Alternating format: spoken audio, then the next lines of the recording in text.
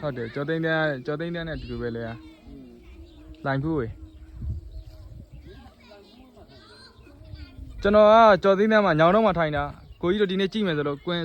ပက်လာတာပေါ့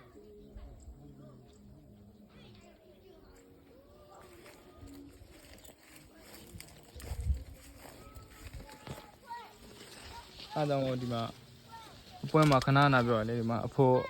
အပွင့်အဖိုးပါတယ်အမပါတယ်လင်းစုံပွင့်ဆိုဒီကောင်အမပွင့်3ပွင့်တပွင့်ကျွေးတော့တပွင့်နော်အဲ့လိုပွင့်အတိကျွေးထားရပေါ့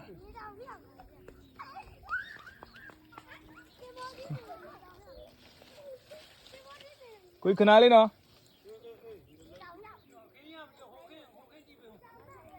ရဟိုခန်းရပါတယ်ဟိုခန်း